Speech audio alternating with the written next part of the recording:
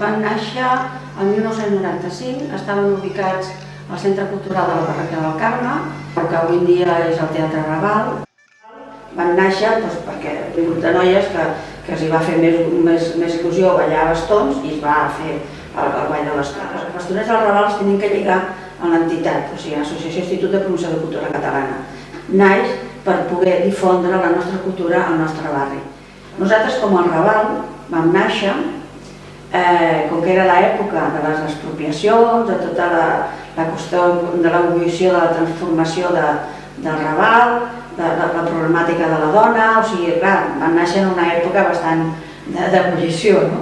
Llavors ells van dir, nosaltres direm de verd i morat, el verd perquè volem zones verdes al Raval, perquè no en tenia, el morat per la igualtat de la dona i el vermell era per això, per l'exaltació del ball de bastons.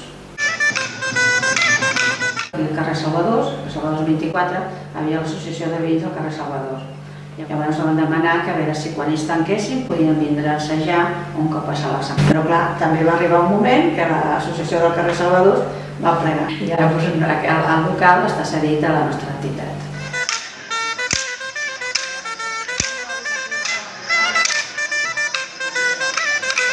Ser bastoner és una dansa tradicional antiquíssima, data a Barcelona des del 1700, crec que és un primer corpus. El ball de bastons té cabuda en moltíssim instrument musical.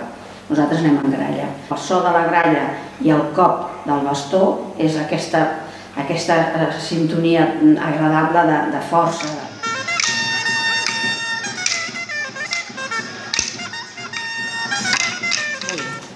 L'inici primordial dels bastons és agafar-lo sempre així, no? Llavors, normalment sempre se comença fent així, llavors se pica, llavors se fa dreta, torna a picar, esquerra i es torna a picar. Llavors hi ha que fan el cop a darrere, el cop a davant, llavors es giren i també comencen picant, dreta, esquerra, a baix, llavors hi ha el cop de baix, piquen, el cop de baix, perquè clar, sempre hi ha el contrari, llavors hi ha l'altre cop, que aquest ja, jo no aixecaré tant la cama, però piquen i fan la cama aquí sota.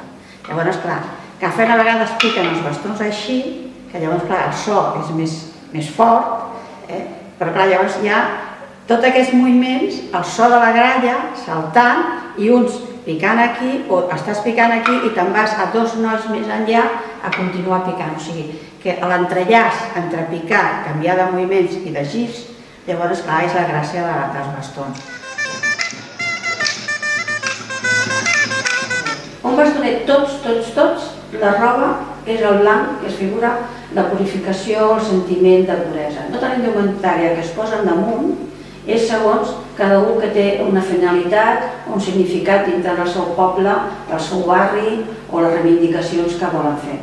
Per nosaltres els bastoners del Raval representa la cultura i la tradició, perquè el que volem és que la nostra cultura s'estengui pel barri i la gent participi o gaudeixi d'aquest ball de bastons del Raval. Potser una de les fites dels bastoners del Raval és de dir, ei, al Raval tenim cultura popular, al Raval també som un altre barri com qualsevol barri de qualsevol poble de Catalunya.